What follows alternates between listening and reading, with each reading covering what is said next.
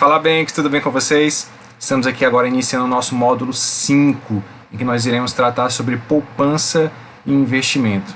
Quero te convidar, caso você ainda não tenha assistido a nenhum dos vídeos anteriores, eu vou deixar aqui na descrição do vídeo e também vou adicionar em alguns cards para que você possa acompanhar essa série, esses episódios anteriores ao nosso módulo 5 hoje, em que nós estamos tratando agora sobre poupança e investimento. Também queria te convidar, caso você ainda não seja inscrito no nosso canal, para fazer a inscrição, ativar as notificações, curtir os vídeos, ok? E vamos para o vídeo. Bom, o primeiro ponto que a gente precisa colocar aqui é fazer uma diferenciação entre o que é poupança e o que é investimento, tá? Poupança, se você estudou aula sobre o orçamento, você sabe que receita menos despesa é igual a um saldo. Se esse saldo for positivo, nós temos uma poupança positiva. Se esse saldo for negativo, nós temos uma poupança negativa. Então, poupança nada mais é que o saldo entre receitas e despesas, seja ele positivo ou negativo. Nós esperamos que sempre seja positivo. Estamos estudando educação financeira para que para que esse saldo se torne positivo. Contudo, se você estiver com esse saldo negativo, a educação financeira e aquilo que nós estamos apresentando para vocês aqui nos módulos anteriores à poupança e investimento vai te ajudar bastante a entender sobre a educação financeira e colocar os conceitos e os princípios que nós estamos ensinando aqui em prática. Antes que a gente passe a propriamente falar sobre o investimento, eu só queria reforçar o que é poupança negativa. É quando você tem no seu saldo, ou seja, as despesas são maiores que as receitas e você recorre ao sistema financeiro para poder suprir a sua necessidade, a falta daquele recurso. Então, nós denominamos isso de uma poupança negativa, porque você vai ao sistema financeiro, aos bancos, às fintechs, às financeiras, para que você possa suprir as suas necessidades em função daquele saldo negativo, ou seja, daquela poupança negativa.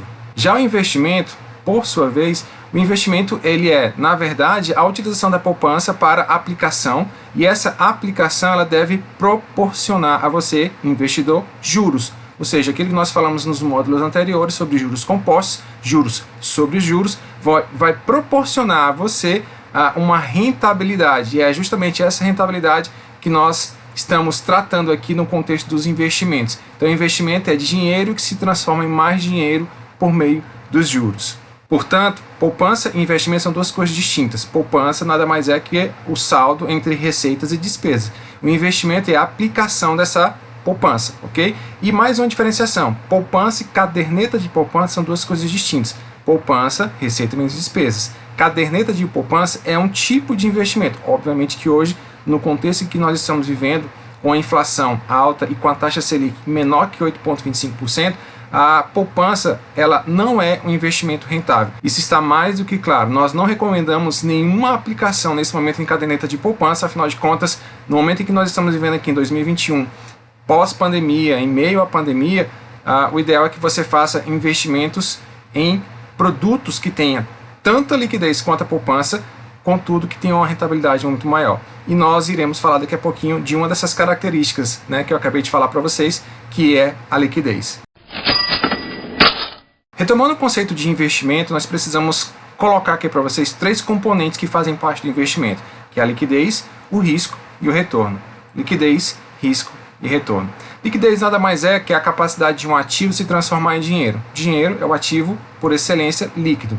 Agora vamos fazer um comparativo aqui para você entender bem fácil.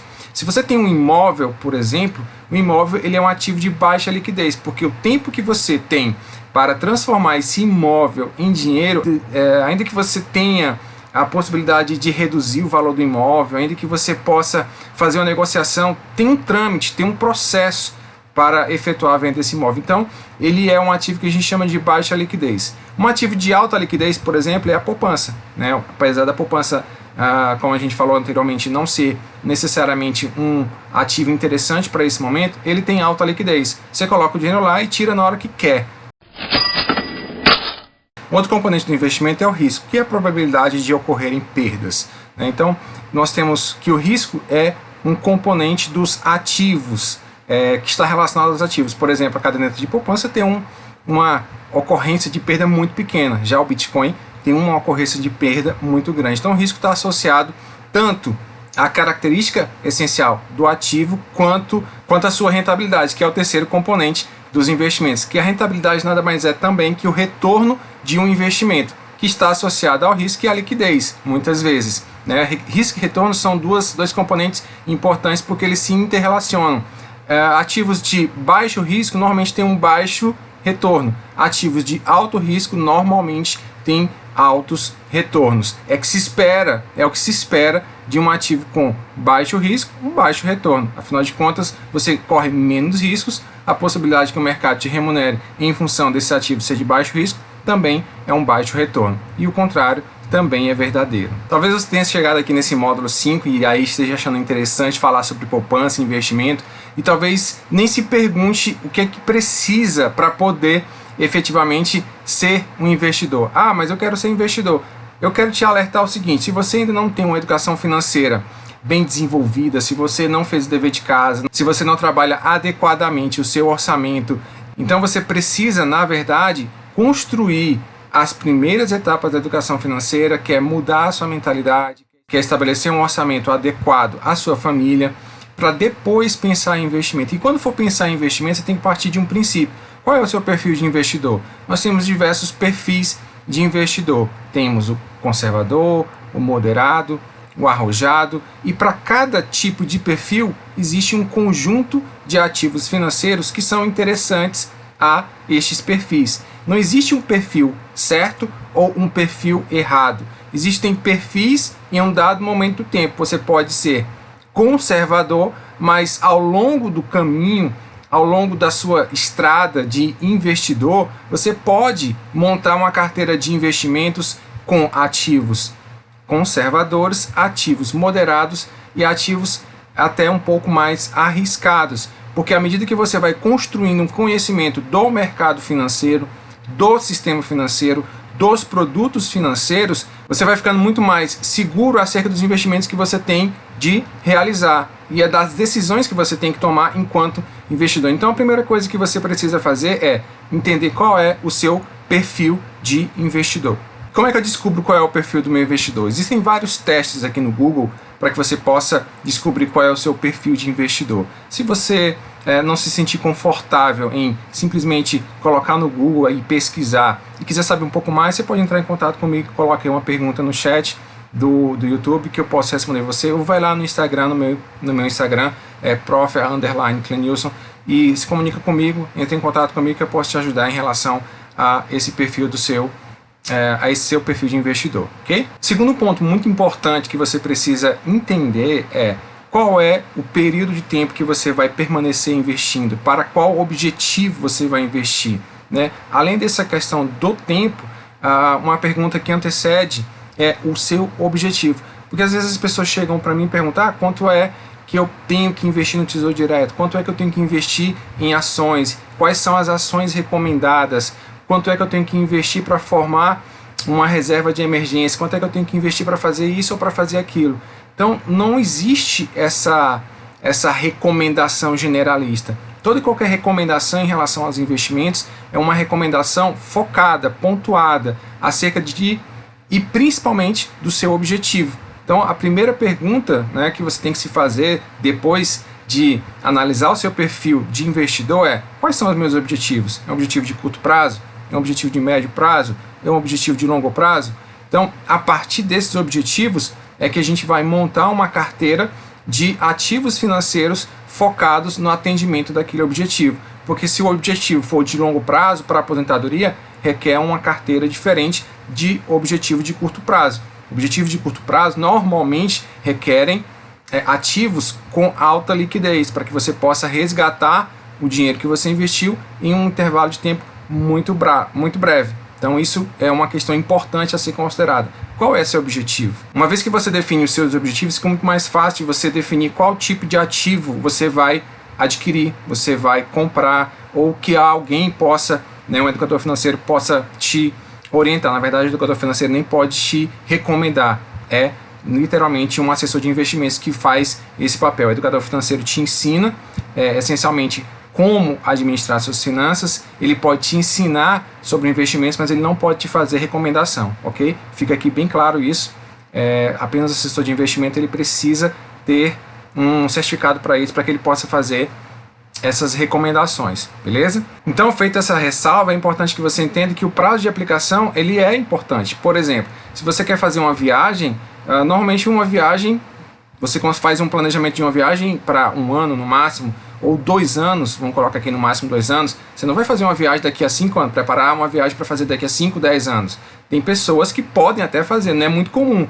O mais comum é que a gente tenha objetivo de curto prazo. E para esse objetivo de curto prazo, como uma viagem, normalmente você não vai fazer investimentos em ativos financeiros que não tenham liquidez no prazo da sua viagem. Então não faz muito sentido isso, né? Então é importante que você identifique o prazo para que você escolha corretamente os ativos de acordo com o seu objetivo e com o prazo que a gente está falando aqui. Feito isso, aí fica muito mais fácil de você montar uma carteira de ativos nos 2 principais tipos de investimentos que nós temos aqui no Brasil: investimento em renda fixa e investimento em renda variável. O que é o investimento em renda fixa? Investimento em renda fixa, como o próprio nome diz, é aquele investimento que você antecipadamente já sabe a rentabilidade do produto, ou a rentabilidade que o produto financeiro que você está adquirindo vai te proporcionar. Quando a gente está falando que você sabe antecipadamente quanto é que o ativo vai te proporcionar, não é necessariamente o valor que ele vai te proporcionar, mas a taxa que ele vai te rentabilizar. Ou seja, se ele for pré-fixado, ele vai te dizer que vai render 7% ao ano, 10% ao ano. Você está antecipadamente sabendo que ele vai te proporcionar esse valor, tá? E nesse caso aqui, obviamente, que o valor, a remuneração corresponde justamente ao percentual que a gente está trabalhando aqui. Porém, também temos a renda fixa pós-fixada. E nesse caso aqui, se ele estiver indexado, né, atrelado, vinculado a um indicador de inflação, por exemplo, vai variar de acordo com a própria inflação. Então, nesse caso, você não tem como saber qual vai ser o seu valor final, em termos absolutos. Vai até saber mais ou menos quanto vai ser a rentabilidade, porque, por exemplo, se você acompanhar o relatório de inflação como um relatório Focus, você vai ter mais ou menos uma ideia de quanto vai ser o percentual de rentabilidade, porém, não necessariamente o valor exato. Isso você só vai saber no final, quando efetivamente for resgatar o seu ativo financeiro. Já a renda variável são ativos financeiros cuja remuneração não é antecipadamente conhecida. Então, existem riscos associados a esse tipo de investimento em renda variável que você não consegue mensurar ao longo do caminho, e isso obviamente que não vai proporcionar a você uma certeza do quanto aquele ativo vai te render. Pode te render muito, pode te render pouco, pode te render até de forma negativa. O fato é que essa é uma característica dos produtos de renda variável. Como você pode ver, investimento não é uma coisa tão simples quanto parece. Você precisa conhecer sobre o seu perfil de investidor, você precisa entender quais são os seus objetivos, você precisa saber por quanto tempo você vai permanecer com aquele ativo, saber fazer a diferenciação entre o que é renda fixa e o que é renda variável. E dentro desse contexto nós temos os fundos de investimentos, que também são ativos financeiros interessantes para que você possa estudar e conhecer. Os investimentos, de uma maneira geral, eles se diferenciam, porque existem objetivos diferentes, tempos diferentes de resgate. Por tudo isso é que é importante que você conheça seu objetivo e conheça quais são os tipos e modalidades de investimentos que existem no mercado. Além disso, é importante que você entenda um pouco sobre o sistema financeiro, sobre o mercado financeiro, de que maneira o mercado financeiro é composto, como, por exemplo, mercado de capitais, mercado de crédito, mercado cambial, mercado monetário, de que maneira as políticas econômicas elas podem interferir nos seus investimentos. Quando o governo, por exemplo, decide aumentar a taxa básica de juros, que é a taxa Selic, de que maneira essa taxa Selic vai incidir sobre os seus investimentos. Essas questões econômicas que, de certa forma, ou de muita forma, na verdade, interferem diretamente nos investimentos financeiros, também precisam ser conhecidas por você.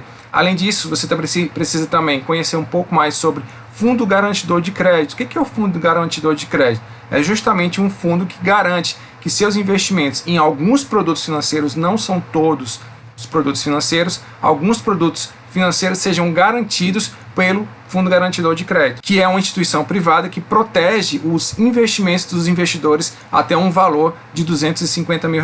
Detalhe, não são para todos os investimentos. É por isso que você também precisa identificar, além do seu objetivo de investimento, do prazo de aplicação, você precisa pesquisar. Se você tiver um perfil conservador, por exemplo, quais são os ativos financeiros que têm a proteção do FGC, porque não são todos. Posso até colocar aqui na descrição para vocês alguns ativos que têm a proteção do fundo garantidor, mas é importante que você converse com o seu assessor de investimentos, com o seu educador financeiro, para que ele possa te orientar acerca dos produtos que tem ou não a proteção do fundo garantidor de crédito. Ele não pode te recomendar, mas ele pode te ensinar quais produtos têm a proteção do sistema do fundo garantidor de crédito, da FGC. Estamos finalizando por aqui o nosso módulo 5. Espero poder contar com vocês no nosso próximo módulo, no módulo 6. Estará encerrando essa série de educação financeira, desses 6 módulos de educação financeira, esse curso que eu decidi colocar aqui à disposição para vocês. E ao longo das próximas semanas eu deixarei aqui disponível para vocês outros cursos, outros vídeos que tratem sobre a temática da educação financeira, que é tão importante hoje para a nossa população brasileira, que cerca de 70% das famílias brasileiras estão endividadas. Então, quanto mais pessoas tiverem acesso a esses vídeos que tratam sobre temática da educação financeira, que tem esses 6 módulos aqui falando sobre algumas etapas da educação financeira, algumas questões importantíssimas da educação financeira, melhor. Compartilhe esse vídeo com seus amigos, com seus familiares. Eu conto com você para a gente disseminar cada vez mais o tema educação financeira aqui no nosso país. Forte abraço, a gente se vê na próxima. Tchau, tchau.